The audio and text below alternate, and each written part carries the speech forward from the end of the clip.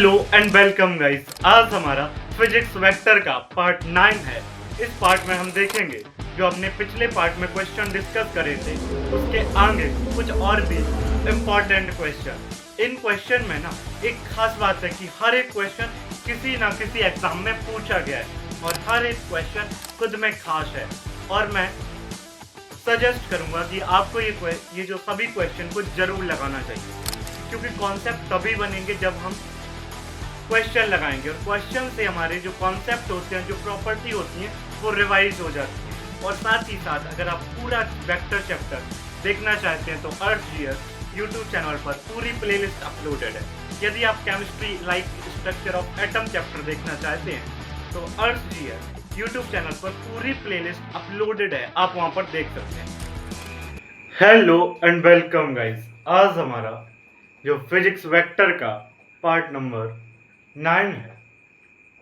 इस पार्ट में हम जो हमने पिछले पार्ट में क्वेश्चन को डिस्कस किया था उसी के आगे से क्वेश्चन को आज हम डिस्कस करेंगे।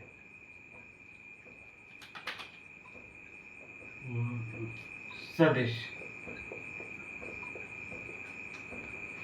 वेक्टर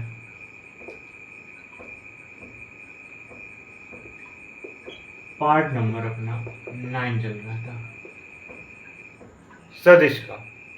इसमें हमने पिछले पार्ट में कुछ क्वेश्चन किए थे, उसी के आगे से हम क्वेश्चन स्टार्ट करते हैं। देखिए क्वेश्चन पहला बोला गया है, क्वेश्चन नंबर 1 कह रहा है कि दो बल सदिशों को जिनके परिमाण, देखो आपको दो वेक्टर क्वांटिटी, दो फोर्स वेक्टर दिए गए, दो बल सदिश दिए गए। कौन से सदिश? दो फोर्स वेक्टर दिए गए जिनके परिमाण है आपके एफ, आप मान लो F1 है एक वेक्टर और एक F2 वेक्टर है, जिनके परिमाण आपको दिए गए 5 न्यूटन, दूसरे के आपको 12 न्यूटन। तो आपसे बोला गया है कि किस कोण पर जोड़ा जाए कि परिणामी सदिश R जो आपका निकल के आए वो R आपका 17 न्यूटन हो, आपका 7 न्यूटन हो, आपका 13 न्यूटन हो।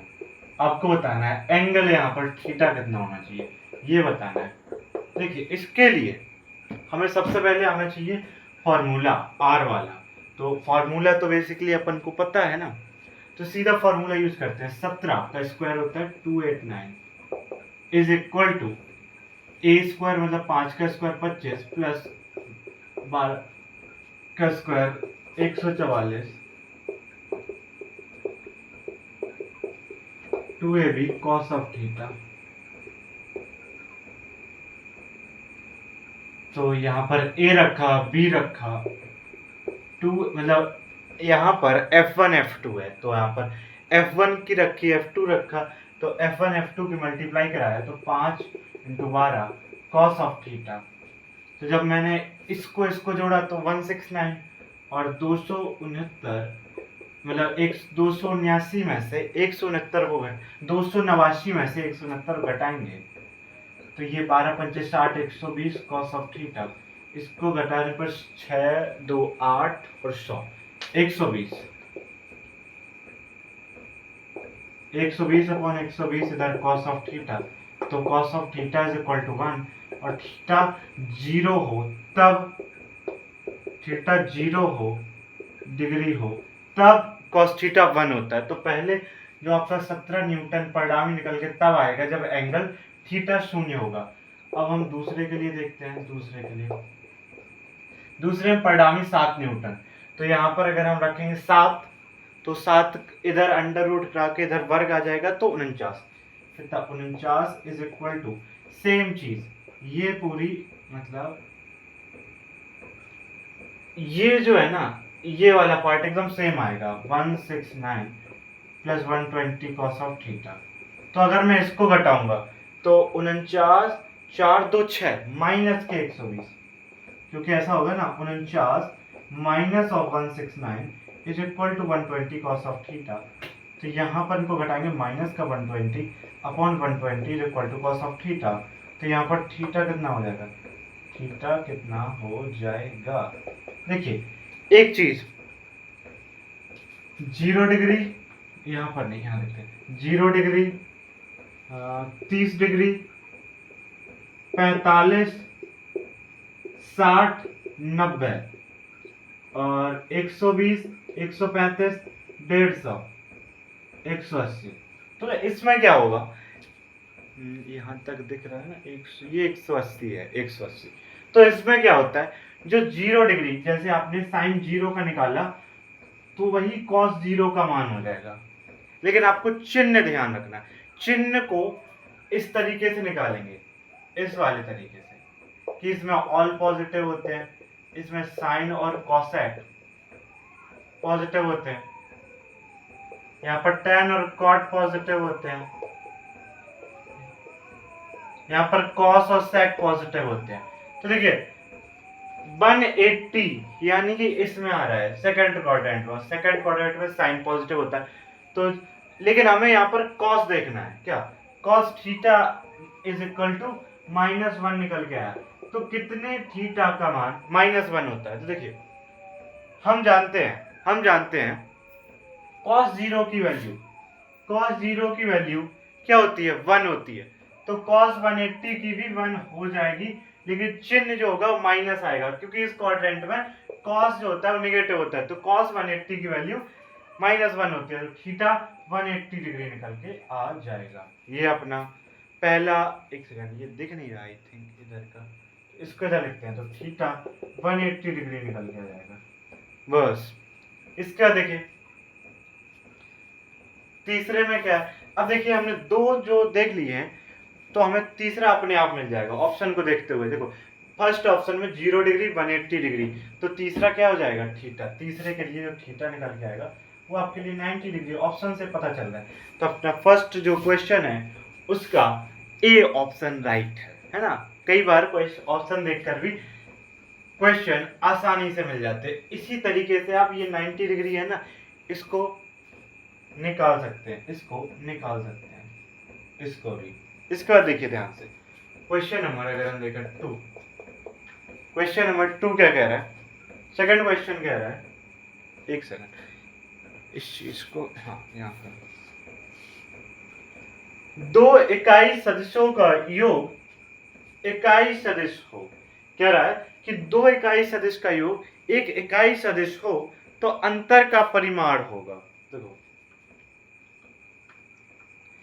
दो इकाई सदिश का योग, बेसिकली आपका बोला गया है कि आपको मान लो ए वेक्टर आपका एक इकाई सदिश है, ए वेक्टर आपका इकाई सदिश है, वी वेक्टर आपका एक इकाई सदिश है, ये एक इकाई सदिश है, ठीक है। ये हमसे बोला गया है ना, कि आपका जो दो इकाई सदिशों का योग, तो A vector plus V vector, इकाई सदिश का योग इकाई सदिश हो तो इनके अंतर का परिमाण क्या होगा। तो इनके बोला गया है कि ये जो आपका इसका परिमाण है ना, वो क्या निकल के आ रहा है, एक इकाई सदिश, क्या एक यूनिट वेक्टर, एक इकाई सदिश निकल के आ रहा है। मान लो ए कैप एक इकाई सदिश निकल के आ रहा है, आप ए कैप या फिर आप कह सकते हैं कि बी कैप, कोई भी एक इकाई सदिश निकल कर आ रहा है, ठीक है। और तो हमें बताना है कि जब आपका A vector minus of B vector का परिमाण कितना होगा। तो हम एक चीज पढ़कर आए थे, जब ए वेक्टर, ठीक है, यहां से ये भी कहा गया किसी एक इकाई सदिश के बराबर है, तो ए वेक्टर या मतलब ए वेक्टर या बी वेक्टर या एक इकाई सदिश जो कि इस प्रकार बराबर है। तो हमने एक पिछले पार्ट में एक क्वेश्चन किया था जिसमें ए वेक्टर का परिमाण है ना, बी वेक्टर, क्योंकि इसका परिमाण भी एक है, इसका परिमाण भी एक है ना, इसका परिमाण भी एक है, इसका परिमाण भी एक है। तो जब हमने पिछला पार्ट देखा था, तो जो आपके ए वेक्टर का परिमाण बी वेक्टर के परिमाण के इक्वल हो और उनका जो योग का जो परिमाण हो वो भी एक इकाई सदिश हो, वो भी बराबर हो, तो उसका भी परिमाण एक है, इसका भी परिमाण कितना है, एक है। तो वहां पर जो आपका योग के लिए जो एंगल निकल के आ रहा था वो एंगल निकल के आ रहा था पिछले ही पार्ट में 60 डिग्री, और अंतर के लिए एंगल निकल के आ रहा था 120 डिग्री। आपको अगर पिछला पार्ट याद है, वरना ये क्वेश्चन बहुत लेंथी हो जाएगा। हमने एक प्रॉपर्टी या एक प्रूफ के तौर पर देखा था कि जब एक दो सदिशों का परिमाण बराबर हो और उनका जो आपका योग का परिमाण जो बराबर हो, है ना, योग का परिमाण भी बराबर है, तो वहां पर जो योग का जो परिमाण है ना, ये कह सकते हैं योग के लिए ए वेक्टर प्लस बी वेक्टर के लिए एंगल कितना निकाला था हमने 60, और जो अंतर के लिए निकाला था 120। तो हमें पहला तो पता चल गया ए वेक्टर माइनस बी वेक्टर के बीच जो एंगल अपना मतलब 120 डिग्री था। ठीक है, 120। तो हमें निकालना क्या है, यहाँ पर निकालना क्या है, इस क्वेश्चन में हमें निकालना है कि इनके अंतर का परिमाण कितना होगा। तो देखिए अंतर का परिमाण कैसे निकालें। तो देखिए जो cos 120 की वैल्यू होगी वो किससे मिलती जुलती होगी, 60 से, लेकिन माइनस चिन्ह होगा, यानी आपकी cos ऑफ 120 डिग्री की जो 120 डिग्री की माइनस ऑफ 1/, क्योंकि cos 60 कितनी होती है 1/2, तो माइनस ऑफ 1/2। ठीक है, ये हमें एक चीज समझ में आई, है ना। नहीं हम एक सेकंड अगर ध्यान से देखें, अभी समझते हैं इसको। आई कैप अंतर का परिमाण 120 डिग्री है। एक सेकंड, ये क्वेश्चन थोड़ा सा देखते हैं। एक सेकंड। इस क्वेश्चन में एक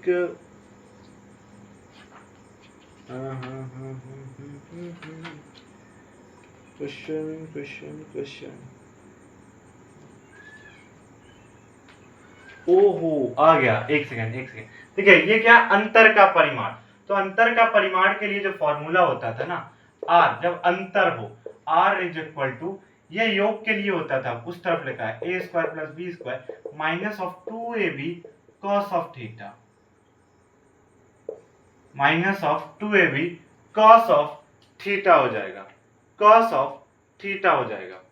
ठीक है, तो r is equal to under root A square की मतलब ए वेक्टर का परिमाण कितना होगा 1 होगा, बी वेक्टर का परिमाण कितना होगा 1, क्योंकि कोई भी इकाई सदिश का परिमाण 1 होता है। तो यहाँ 1 का स्क्वायर प्लस 1 का स्क्वायर माइनस का 2, और यदि हम देखें तो ये प्लस का हो जाए क्योंकि cos 120 की माइनस 1/2, यहाँ पर थीटा कितना होगा 120 डिग्री, तो ये प्लस हो जाएगा, माइनस का 1/2 यहाँ प्लस कर दिया। तो इस प्रकार से r is equal to under root 1 + 1 + 1, तो r जो आपका निकल जाएगा वो √3 निकल जाएगा। वो मैं एक चीज कंफ्यूजन यहाँ पर परिमाण के लिए, परिमाण सिर्फ 1 होगा क्योंकि इकाई सदिश है, इकाई सदिश के लिए परिमाण 1 होता है, कितना 1। तो हमने इसको परिमाण को रखा। और एक चीज याद रखनी थी इस क्वेश्चन में कि जो अगर एक परिमाण बराबर हो ए वेक्टर और बी वेक्टर का, और जो उनका resultant vector A vector plus B vector उसका भी परिमाण, क्योंकि ये एक सदिश इकाई सदिश निकल कर आ रहा है, तो वो भी इकाई सदिश के लिए इसका भी परिमाण, मतलब ये चीज छोड़ दो, ये चीज नहीं है, हमने ये मान लिया, ये चीज नहीं बोली, मतलब ये एक यूनिट वेक्टर निकल के आ रहा है। क्या एक यूनिट वेक्टर इकाई सदिश के लिए परिमाण कितना होता है, 1 होता है, 1, है ना। तो हमें समझ में आ गया 1 जब भी हो जाएगा तो यहाँ पर थीटा जो आपका निकल गया है वो 60, और इसके लिए 120 रखा हमें √3, परिमाण प्राप्त हो गया। इस तरीके से क्वेश्चन होना था। इसके बाद नेक्स्ट क्वेश्चन को अगर डिस्कस करें, नेक्स्ट क्वेश्चन क्या कहता है, हाँ next question number, third question देखते हैं। क्वेश्चन नंबर बोला है किसी वस्तु को 3 बल चित्रानुसार कार्यरत है, y दिशा में परिणामी बल होने के लिए, y दिशा में परिणामी बल होने के लिए निम्नतम अतिरिक्त बल का परिमाण होगा।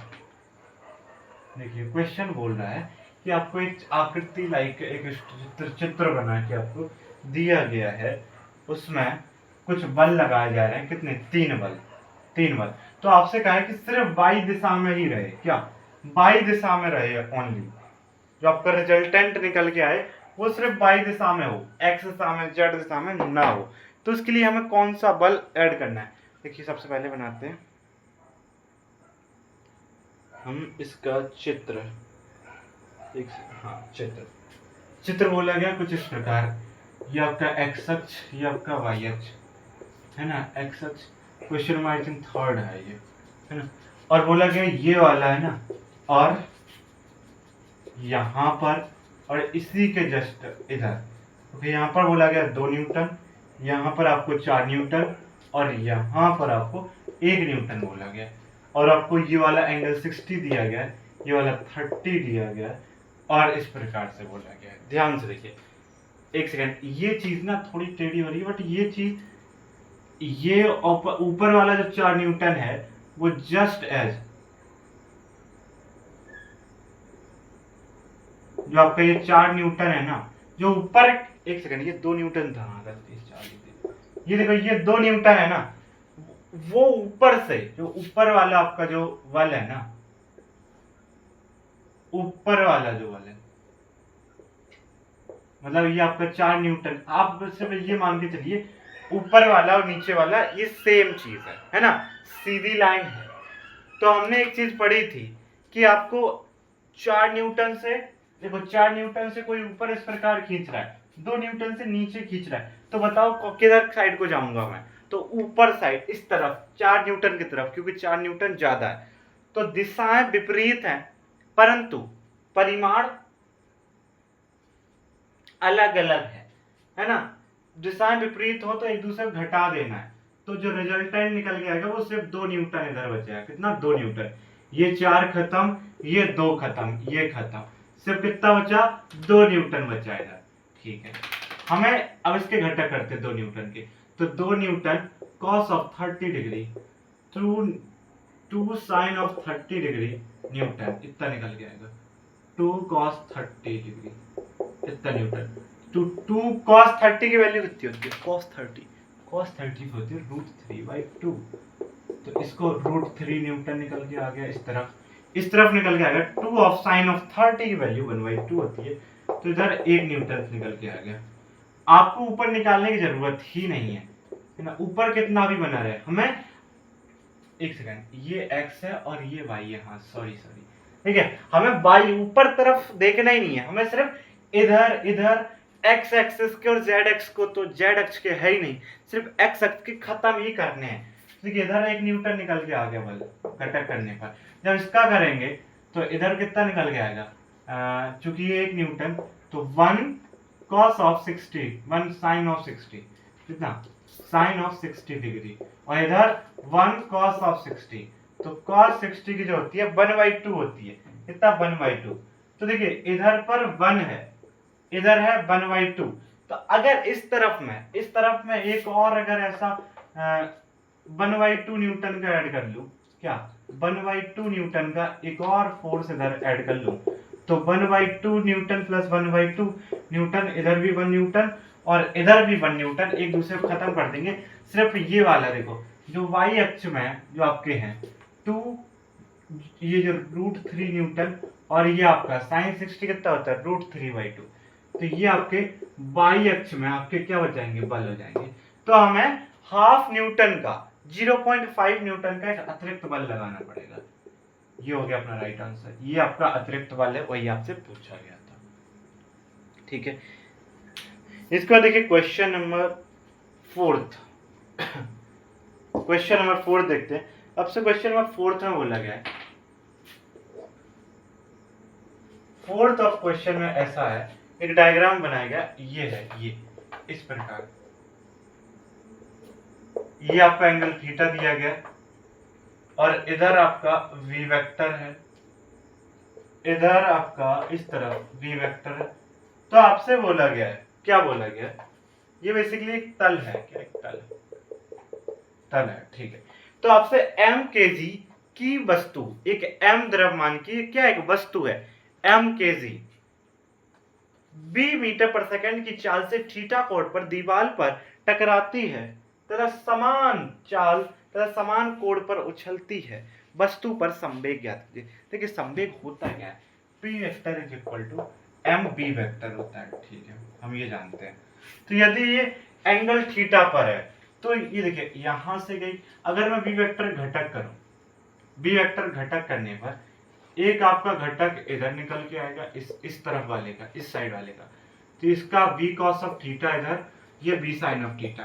यहां पर भी एंगल थीटा इसका करेंगे तो इधर की तरफ एक और निकल के आएगा बी कॉस ऑफ थीटा, इधर करेंगे तो बी साइन ऑफ थीटा। तो देखो यहां पर भी समान परिमाण है, दिशाएं विपरीत है, तो ये चीज इसको काट देगी, क्योंकि वेग क्या है, एक सदिश राशि है, वेग एक सदिश राशि है, इस वजह से, है ना।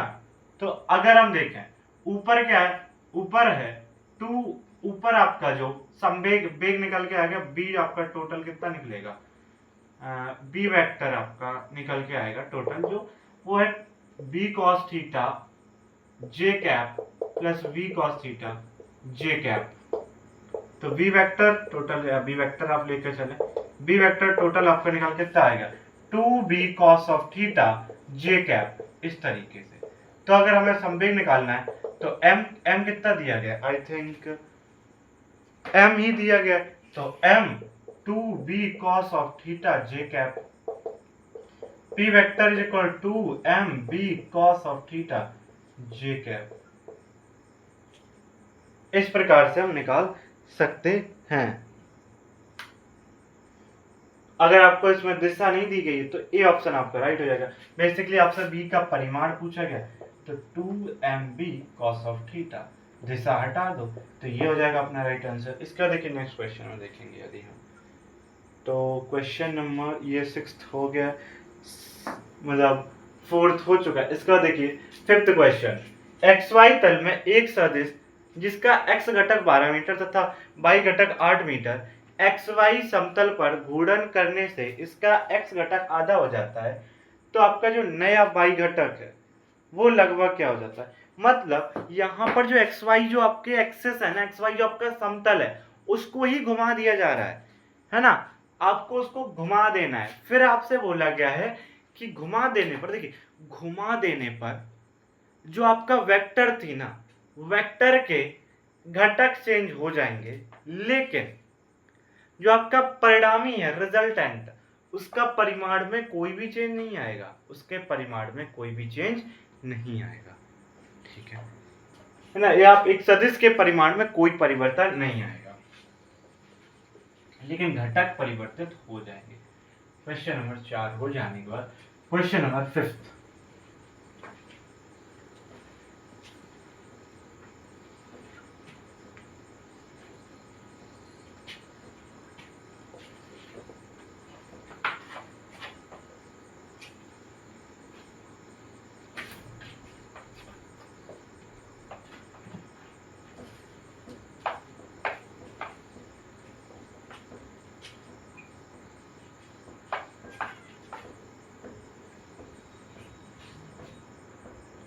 क्वेश्चन नंबर आपका जो नेक्स्ट है 5th ऑफ द क्वेश्चन, ऐसा करते हैं इसको 2 पार्ट में डिवाइड करते हैं यहाँ से। क्वेश्चन नंबर आपका जो 5th है ना, वो क्या कह रहा है, पहले इधर देखते हैं, क्वेश्चन 6 को इधर देखेंगे।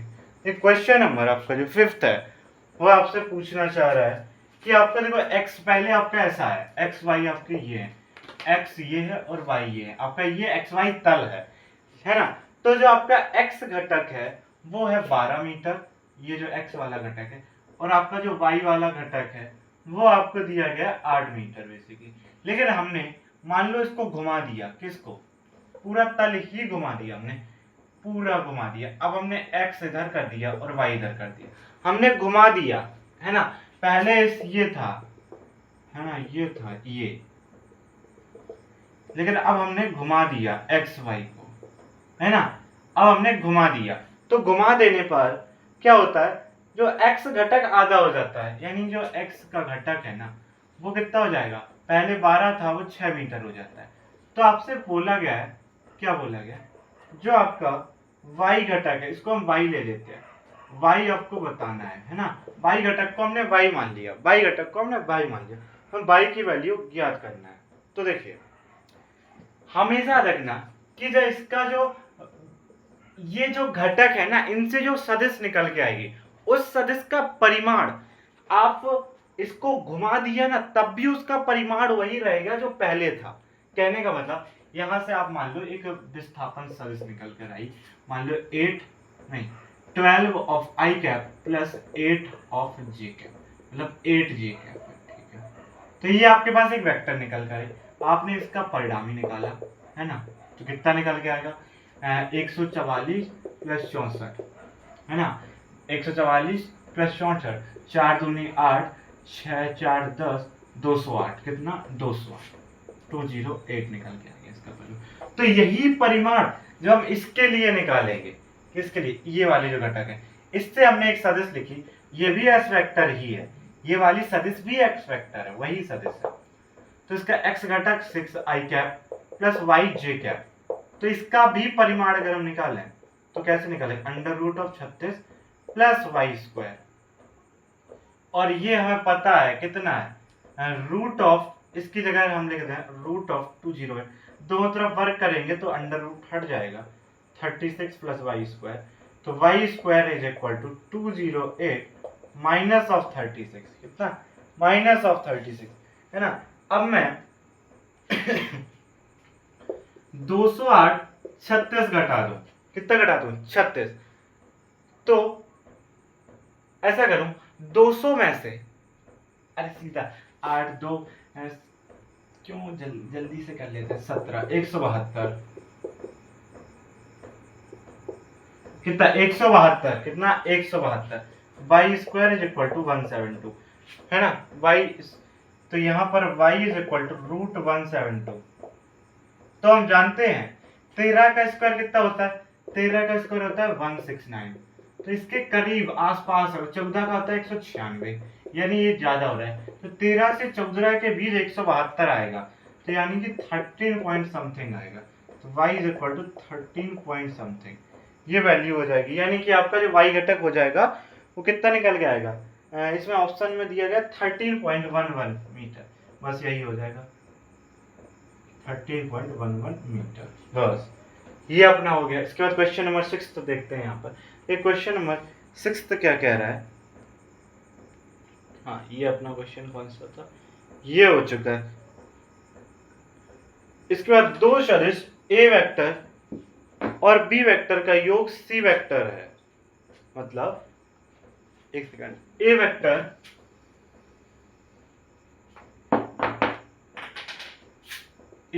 जो है ना वो plus B vector is equal to C vector, ठीक है। जब बिना दिशा में परिवर्तन किए ए वेक्टर की लंबाई 3 गुना हो जाए, ए वेक्टर की लंबाई कितनी हो जाए 3 गुना, यानी बेसिकली यहां पर क्या हो रहा है, जो ए का परिमाण है ना, मतलब बिना दिशा में परिवर्तन किए, मतलब आपका जो ए डैश है, ए डैश वेक्टर का परिमाण 3 ऑफ ए वेक्टर, जो पहले आपकी वेक्टर थी उसके परिमाण का 3 गुना हो गया, ठीक है। फिर बोला गया है कि वी वेक्टर की लंबाई 2 गुनी कर दी जाए। इस क्वेश्चन को हम नेक्स्ट पार्ट में डिस्कस करेंगे, क्योंकि अभी थोड़े से बेसिक लेवल क्वेश्चन जो अभी हो रहे हैं उन अगर हम वो पहले कर लेंगे तो ये क्वेश्चन आसान रहेगा, इसमें थोड़ा दिमाग लगाने वाली चीज है ना, थोड़ा ज्यादा एफर्ट, इसको हम लास्ट में या फिर नेक्स्ट लेक्चर में देखेंगे, क्योंकि ये लेक्चर कंप्लीट हो जाने के बाद इतने बेसिक लेवल के जो क्वेश्चन हो जाएंगे, जो ये क्वेश्चन आसान हो जाएगा। इसके बाद देखिए हम अपना कौन सा क्वेश्चन, हाँ नेक्स्ट क्वेश्चन है कि समान परिमाण के 3 समांगी बल परस्पर साम्यावस्था में हैं, इन बलों के बीच के कोण क्या होंगे तथा बलों को भुजा के रूप में प्रदर्शित करने पर त्रिभुज का नाम क्या होगा। देखो क्वेश्चन बोला गया, क्वेश्चन बेसिकली आपसे बोला गया कि आपका एक बिंदु है जिस पर, यही तो बोला गया, एक सेकेंड, समान परिमाण के तीनों समांगी बल परस्पर साम्यावस्था में, मतलब आपके 3 बल है ना वो साम्यावस्था में है, मतलब ए वेक्टर अगर आपको F1 वेक्टर इसको कहना है, इधर कह दो F2 वेक्टर है आपका, और इधर कह दो आप F3 वेक्टर है ना।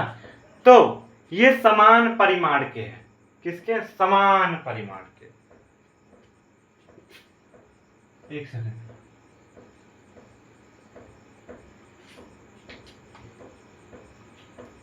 इसको हम ऐसा करें, इसको हम ऐसा करें, और इसको हम ऐसा करें,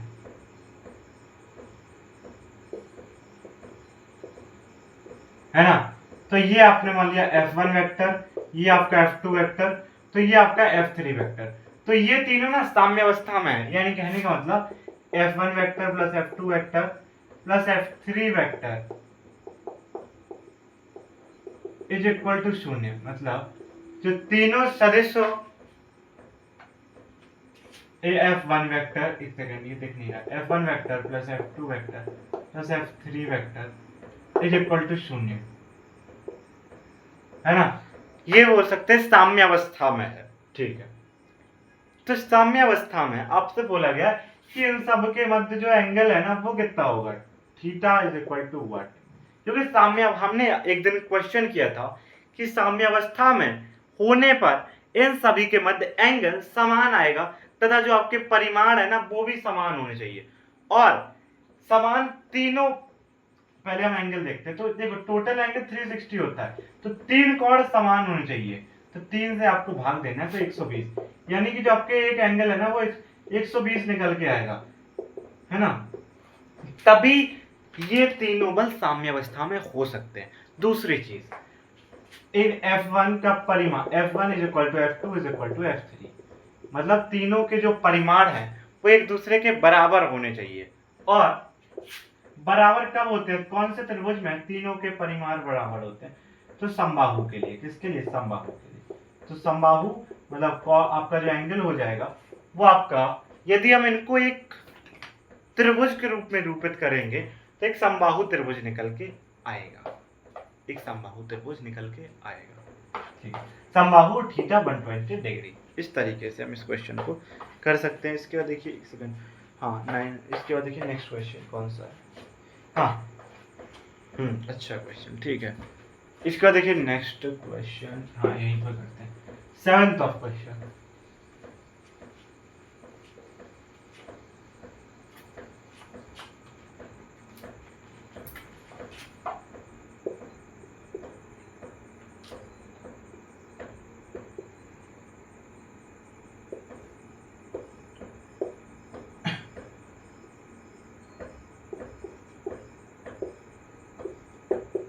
तो हमें बताना है ये जो ए वेक्टर ये है, ये बी वेक्टर है, सी वेक्टर है, इनके लिए कौन सा संबंध सही है। तो देखिए हमने देखा था चीज कुछ इस प्रकार होती थी, पहले यहाँ से चला, इसी के टर्न से चला, तो यहाँ से इनिशियल और फाइनल पॉइंट इसका परिणामी होता था। क्या हमने देखा था, एक सदिश इधर चली फिर ऊपर चली गई, इसका जो परिणामी होता है, तो इनिशियल पॉइंट को फाइनल पॉइंट से तीर चला दो, इनिशियल पॉइंट से फाइनल, इनिशियल से फाइनल पर। देखो यहाँ से मैं चलना प्रारंभ हुआ, ये गया यहाँ तक चला, फिर यहाँ से ऐसा चला ऐसा, तो ये अपना इनिशियल है, ये अपना फाइनल है। इसको अगर मैं ए वेक्टर बोल दूं, इसको बी वेक्टर बोल दूं, ये हम सिर्फ समझने के लिए, किसके लिए? समझने के लिए देख रहे हैं इस चीज को। ये आपका सी वेक्टर होता था, तो एक ये वेक्टर चला फिर इधर चला, तो रिजल्टेंट वेक्टर जो सी वेक्टर होती है ना, वो यहाँ से सीधा तीर चला वहां तक गया, तो C vector is equal to A vector plus B vector. हम ये कहते थे, लेकिन सीन अब यहाँ पर कुछ अलग है। अब हम देखो यहाँ से जा रहे हैं, लेकिन अब इधर नहीं जा रहे हैं, क्योंकि तीर उल्टा है, तीर देखना है, तीर यहाँ पर तीर उल्टा है। तो हम क्या करेंगे, देखिए अगर मैं यहाँ से चलूं, मैं खड़ा हूं यहाँ पर, और मैं यहाँ से चलूं इधर गया, और अब देखो मैं यहाँ से भी तीर इधर चला गया, तो यहाँ से आके यहाँ आ गया, तो ये अपना मैं यहाँ पर खड़ा था और यहाँ पर आ गया।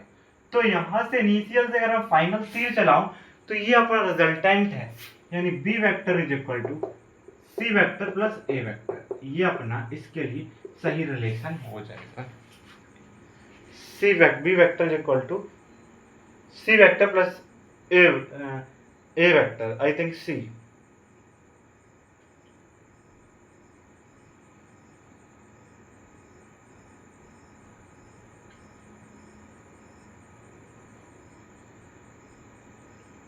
एक सेकंड, इस क्वेश्चन के हो जाने के बाद आपसे बोला गया क्वेश्चन नंबर 20,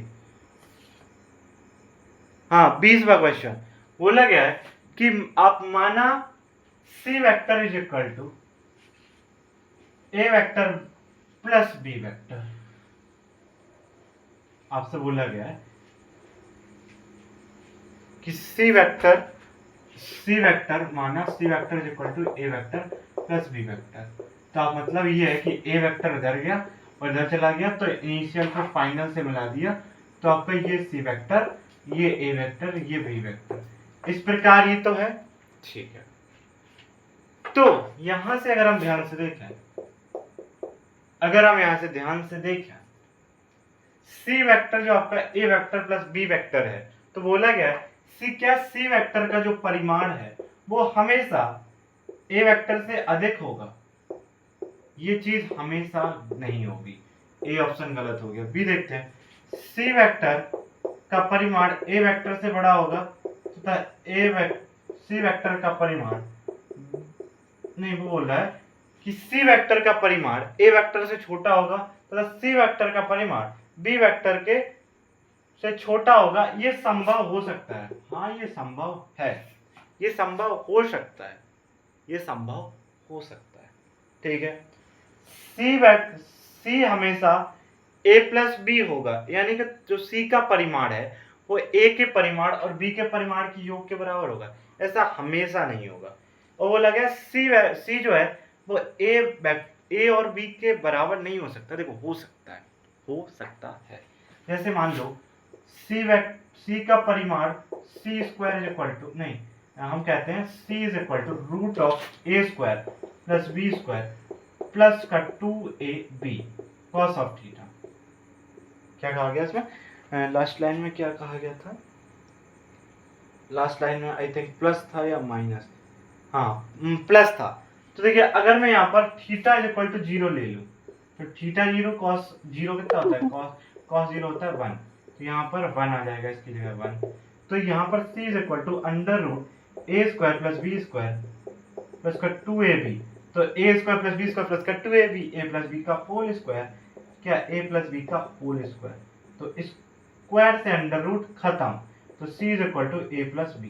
तो देखिए यही चीज आ गई ना, c जो है वो a प्लस बी के बराबर होगा जब थीटा 0 होगा। लेकिन ये चीज हमेशा नहीं होगी। उसमें लिखा था कि c हमेशा a प्लस बी के बराबर होगा, नहीं, जब होगा जब थीटा 0 होगा, थीटा 0 होगा। और ऐसा भी नहीं है कि हमें कभी हो ही नहीं सकता, हो सकता है जब थीटा 0 होगा। तो डी भी इस चीज को गलत कर दिया कि उसने बोला कि कभी नहीं होगा, और सी में बोला कि हमेशा होगा, हमेशा नहीं होगा। लेकिन बी में बोला कि ये चीज हो भी सकती है, ये चीज संभव है, बट हमेशा ऐसा नहीं होगा। ठीक है, इसका कैप हमेशा ऐसा नहीं होगा। ठीक है, ये रखा है। इसका देखिए हमारा next question, question number 5 I think, ये अपना 6 था, 7th, 1 2 3 4 5 6 7 8 9 क्वेश्चन हो चुका है। ये अपना 8th क्वेश्चन था, ये अपना 9th क्वेश्चन था। नहीं, ये सही तो था अपना 9th क्वेश्चन। 9th के बाद मतलब 9वां क्वेश्चन हो जाने के बाद 10वां क्वेश्चन देखते हैं।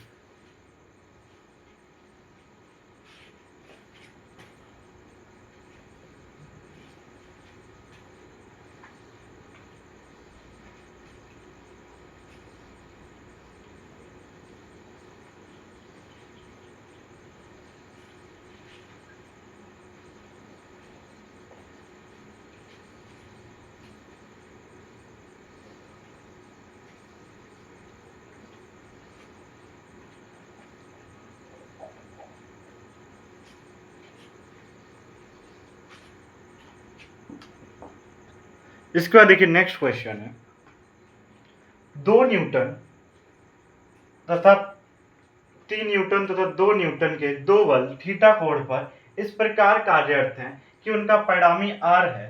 यदि प्रथम बल को 6 न्यूटन तक बढ़ा दिया जाए तो परिणामी बल 2R हो जाता है। तो थीटा क्या होगा? बढ़िया, मस्त क्वेश्चन। देखिए आई थिंक 10वां क्वेश्चन बोला गया है, एक तो F1 आपका 3 न्यूटन है, F2 आपका 2 न्यूटन है, यहाँ से जो R निकल एंगल कितना है, थीटा है दोनों के मध्य, है ना। तो R जो स्क्वायर निकल के आ रहा है ना, R स्क्वायर वो निकल कर आ रहा है 3 का स्क्वायर 9, 2 का स्क्वायर 4 प्लस का 2 और इनका 3 दूना 6 दूना 12 कॉस ऑफ थीटा, ये निकल कर आ रहा है।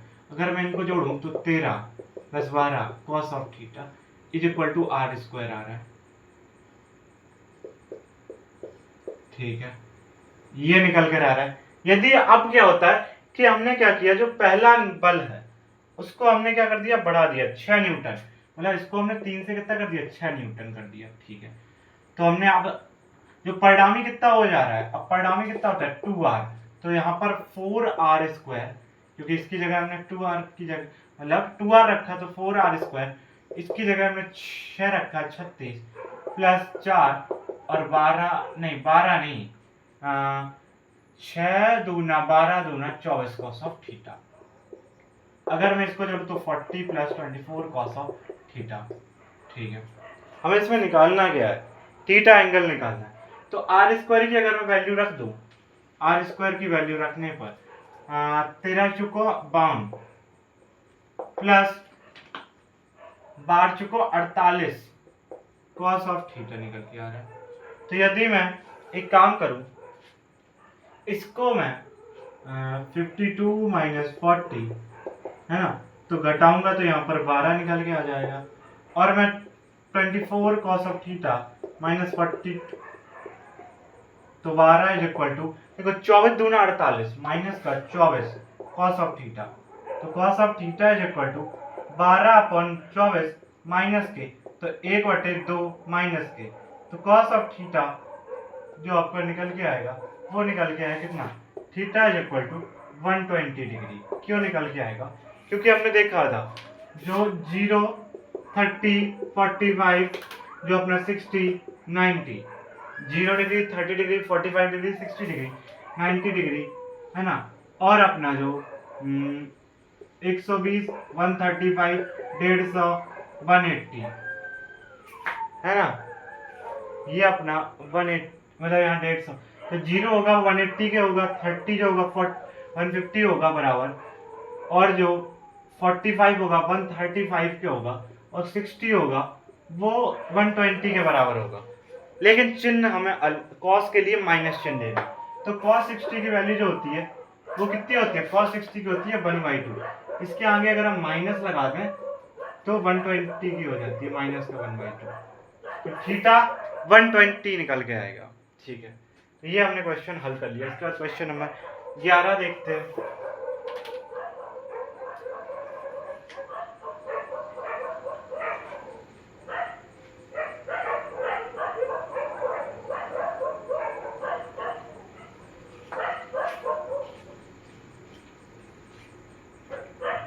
Question number 11,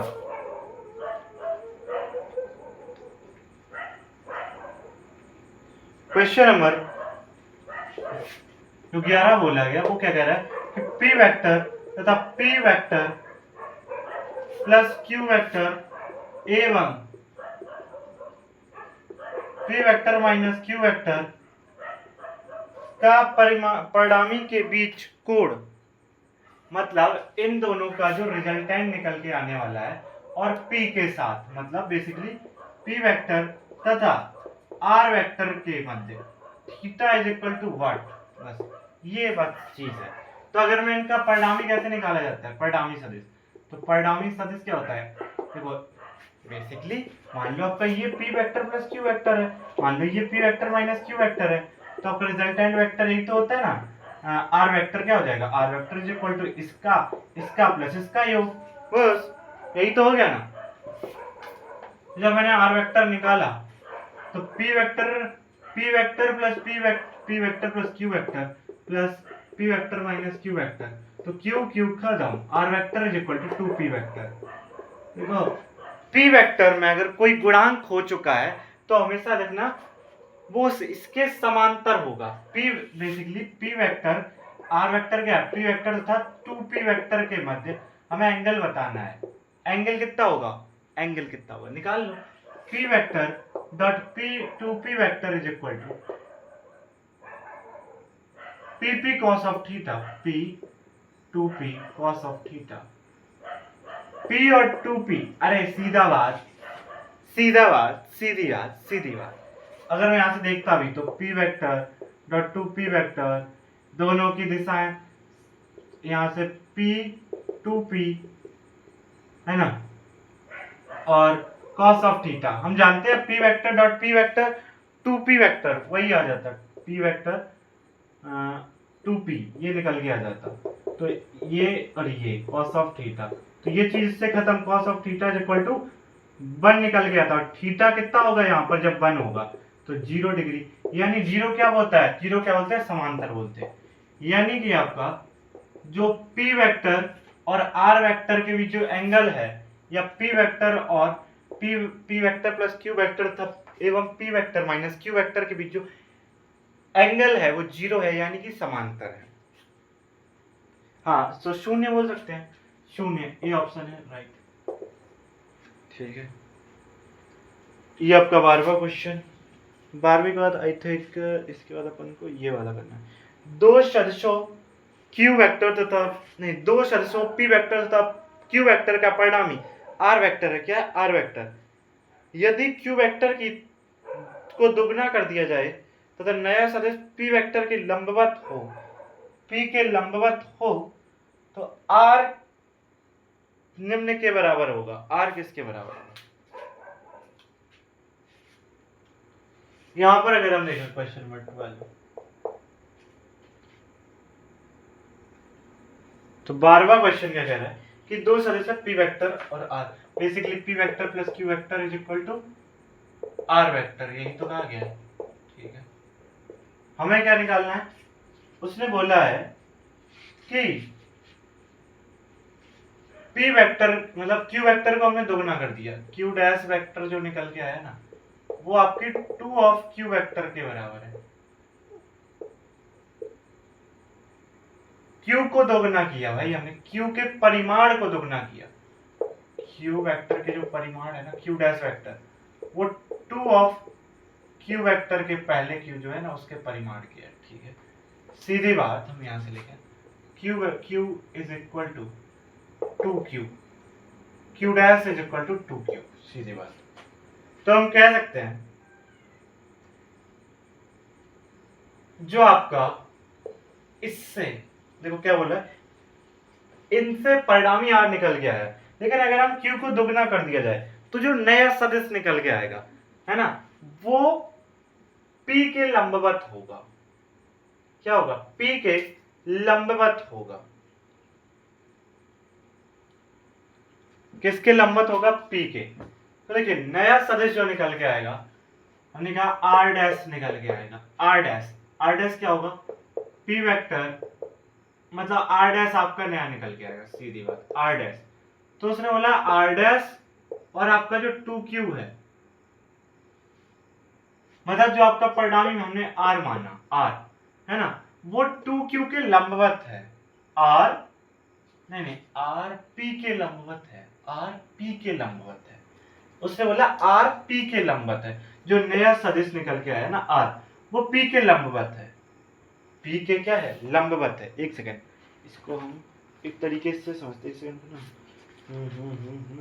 question number 30 of the 1 3 है क्या, ठीक है। क्वेश्चन 31, क्वेश्चन में बोला गया इस प्रकार होगा ये क्वेश्चन। सबसे पहले एक सेकेंड शुरू करते हैं। हमसे बोला गया है p वेक्टर जो मतलब r वेक्टर जो है आपका p vector plus q vector है। ठीक है, अभी हमने लिखा था पहली चीज जो उसने बोला है कि अल्फा जो है, अल्फा वो 90 है। आप कहोगे अल्फा क्या होता है, तो देखिए इस प्रकार से ये आपका p वेक्टर है और ये आपका q वेक्टर है और ये आपका रिजल्टेंट वेक्टर है r वेक्टर। तो उसने क्या कहा जो अपना नया सदिश क्या है, आर सदिश, अपना नया सदिश क्या है, आर सदिश, और जो पी सदिश के बीच एंगल कितना है, एंगल कितना है 90, है ना, तो वो अल्फा होता है ना, क्या अल्फा है, बेसिकली लंबवत होगा, लेकिन हमने इसको माना है अभी, है ना, ये रफली है, रफली रफली। तो अल्फा कितना है 90 है। अल्फा निकालने का तरीका था tan of alpha is equal to Q sine of theta और आपका p plus Q cos of theta. तो tan अल्फा मतलब इसकी जगह tan 90, tan 90 की होती है अनंत, है ना, अनंत। अनंत के लिए एक चीज होती है कि अनंत तब आता है जब नीचे जीरो हो। 1/0 कितना होता है अनंत, 2/0 कितना होता है अनंत, यानी अनंत आने के लिए नीचे वाला जीरो होना जरूरी है। तो p plus Q cos of theta नीचे वाला है, ये वाला जीरो होना जरूरी है, ठीक है। तो कॉस ऑफ थीटा अगर यहां से देखा जाए, p उस तरफ जाएगा माइनस का और ये q डिवाइड में आ जाएगा, तो cos of theta is equal to minus P upon Q निकल के आएगा, ठीक है। अब हमने क्या किया, अब हमने 2q किया, कितना q, 2 ऑफ q किया, यहां से कितना किया 2 ऑफ q अनंत। एक सेकंड, हमने यहां पर ना 90 तब आया जब हमने q को 2q किया, क्या किया 2 ऑफ q किया, तो 2q रखा यहां पर, 2q रखा तो यहां पर 2 भी आएगा, कितना आएगा 2। तो अब अगर हम इसका परिणामी निकालें तो R vector square is equal to, देखिए हमें जो लंबवत वाली चीज दी गई थी ना, उससे सिर्फ कॉस ऑफ थीटा ज्ञात करने के लिए दी गई थी। जो आपका अल्फा, अगर हम 2q करेंगे, क्या करेंगे, q की जगह 2q रखेंगे तो हमारा ये चीज होगा, है ना। नॉर्मली आर निकालने के लिए हमें उसमें निकालने के लिए क्या बोला गया है, निकालने के लिए जो बोला गया है ना, वो आर निकालना, आर निकालना, आर। तो आर हमने अब कॉस ऑफ थीटा निकाल लिया, क्योंकि हमें थीटा पता नहीं था, तो हमने थीटा को पी क्यू के पदों में निकाल लिया। कैसे, जो हमें जानकारी दी गई थी उसने बोला था कि अगर हम q की जगह 2q कर दें, हमने कहा ठीक है, हमने 2q रख दिया, यहाँ q रख रहे थे वहां पर 2q रखा। एक सेकंड, लेकिन एक सेकंड, एक चीज गलती कर रहे हैं आप लोग, यहाँ पर भी q की जगह 2q रखेंगे तभी तो लंबवत होगा ना, तो यहाँ 2q रखेंगे, तो हम लंबवत रख के cos थीटा निकाल लिया। अब हम फिर से पीछे गए, जो ये वाली बात थी, इससे परिणामी निकालने की कोशिश करी, cos थीटा पता चल गया, तो क्या था, a क्या p square plus Q square plus का 2pq और cos थीटा कितना आ गया माइनस, तो यहाँ माइनस लगा दें क्योंकि माइनस है, तो p अपॉन 2q, तो 2q कट गया, तो आर स्क्वायर, ये अंडर रूट हटा देंगे ना क्योंकि उधर हमने आर स्क्वायर कर लिया, R square is equal to P square plus Q square minus का 2p स्क्वायर, है ना। 2 नहीं, 2 तो चला गया ना, तो ये p ये खत्म, तो R square is equal to Q square, R is equal to, एक सेकंड, ये दिख रहा है ना, इधर करते हैं, तो इधर देखिए, तो R square is equal to Q square, R is equal to Q, ये मतलब बेसिकली जो हमें इसमें जानकारी दी गई थी ना कि q के अगर हम 2q कर दें, q को यदि हम 2q कर दें, q के परिमाण को अगर हम 2 गुना कर दें, तो जो आपका उस परिणामी के साथ जो एंगल है ना वो 90 हो जाएगा। हमने 90 रखकर देखा, उससे हमने cos थीटा निकाल लिया, cos थीटा को उसमें रख दिया क्योंकि हमें cos थीटा से पता नहीं था, cos थीटा जैसे ही पता चला तो हमें निकल के आ गया r is equal to Q, r is equal to Q, तो सी ऑप्शन इसका राइट हो जाएगा। ये अपना 12वां क्वेश्चन। 13वां क्वेश्चन, कितने हैं 13वां क्वेश्चन, 13वां क्वेश्चन, ये क्वेश्चन हो चुका है, ठीक है, हाँ नेक्स्ट क्वेश्चन है 13वां।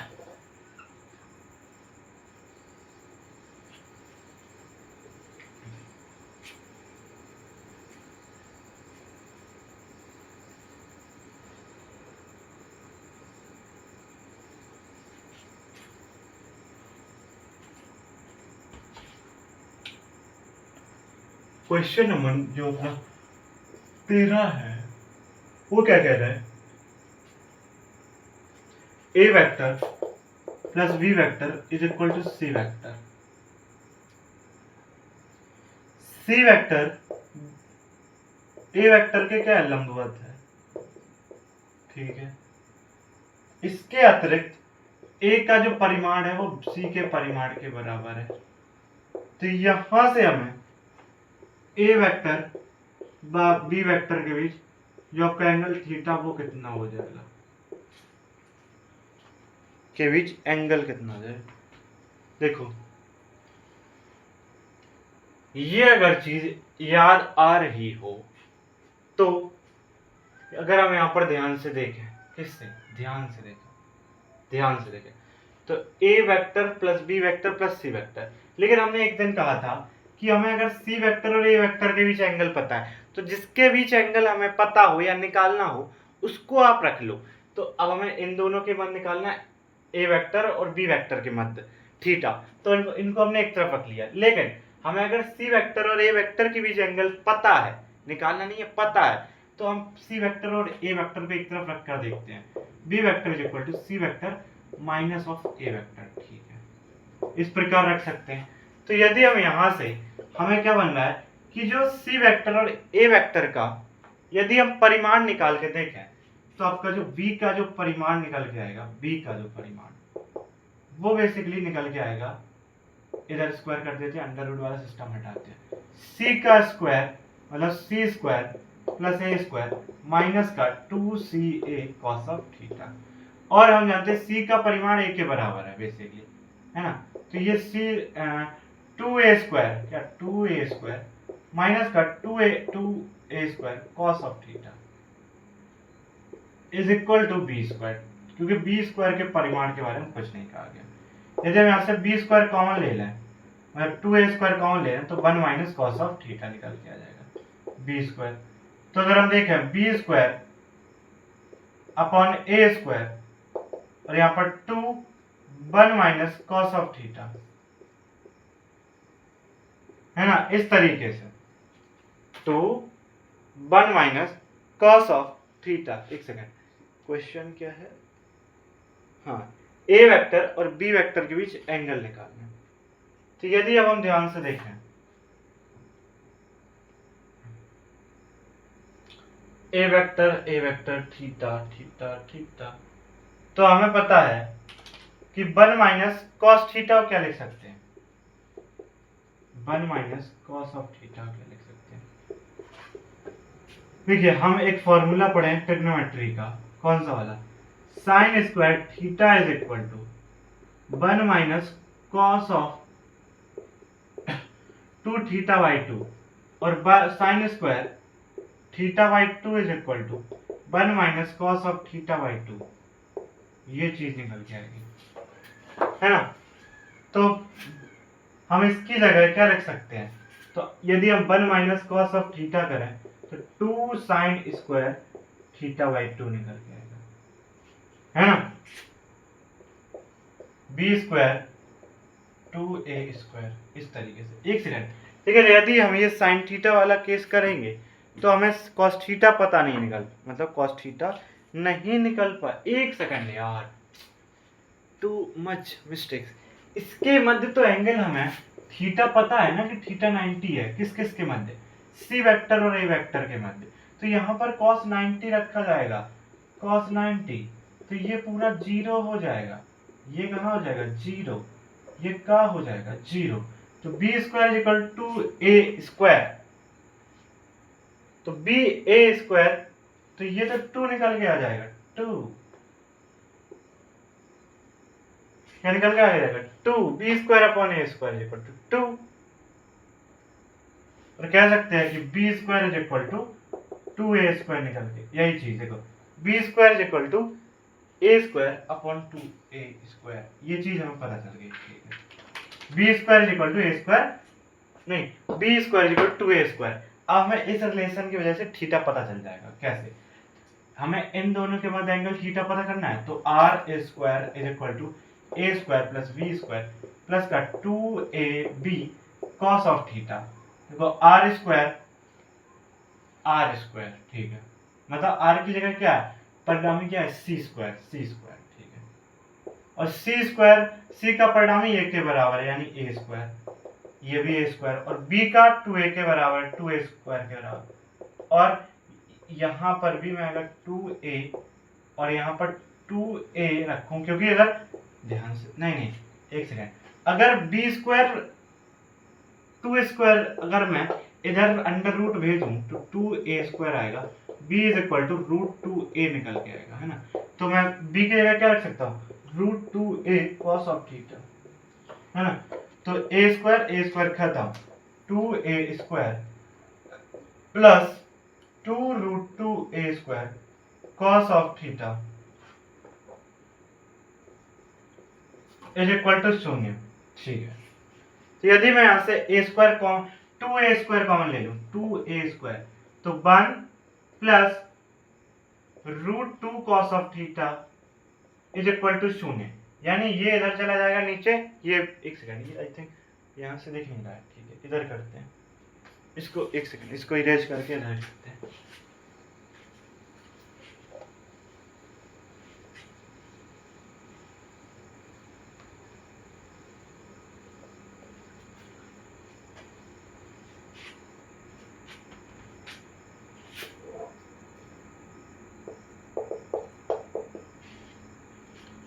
देखिए इसको अगर मैं a स्क्वायर यहाँ से 2a स्क्वायर कॉमन लूं तो 1 plus root of 2 cos of theta is equal to 0 हो जाएगा। ठीक है, अब इसको नीचे ले जाऊंगा तो ये वाला पूरा 0 हो जाएगा, 1 by root 2 cos of theta is equal to 0।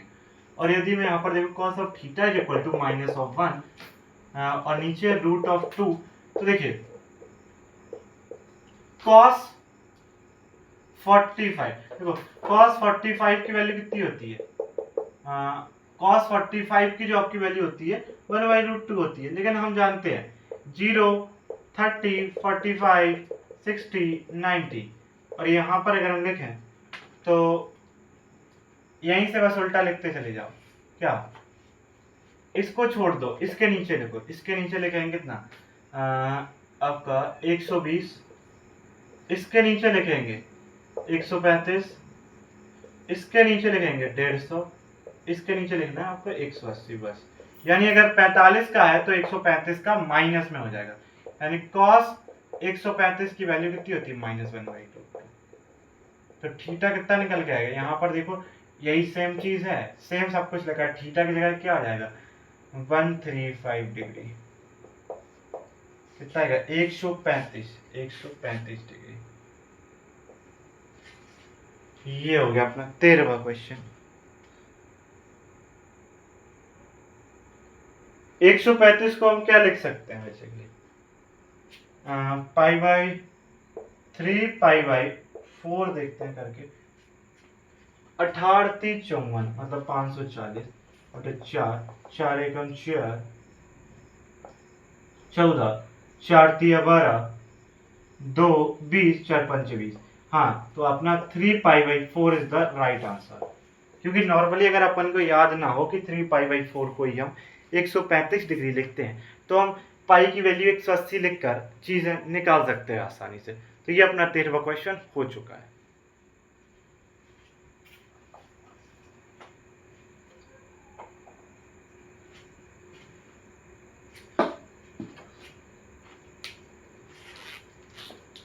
Fourteenth question,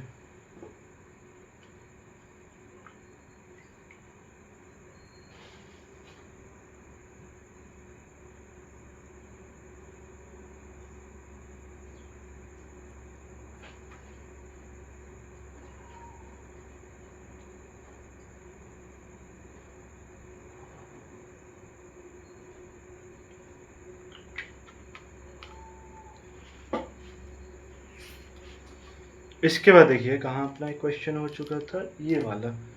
हाँ,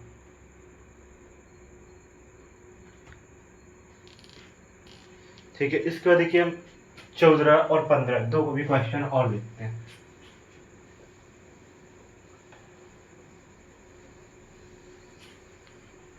आज के क्वेश्चन जो थे ना वो अच्छे लेवल के थे, थोड़ा लेवल अच्छा था आज के क्वेश्चन का, है ना, मजेदार क्वेश्चन, क्योंकि उसमें थीटा के साथ खेलना पड़ रहा है, उसमें वैल्यू को दुगना किया जा रहा है कहीं पर, है ना, आपको रिलेशन निकालने पड़ जा रहे हैं, जैसे इसमें निकाला था ना कि हमें लंबवत दी गई थी, है ना, इस प्रकार से।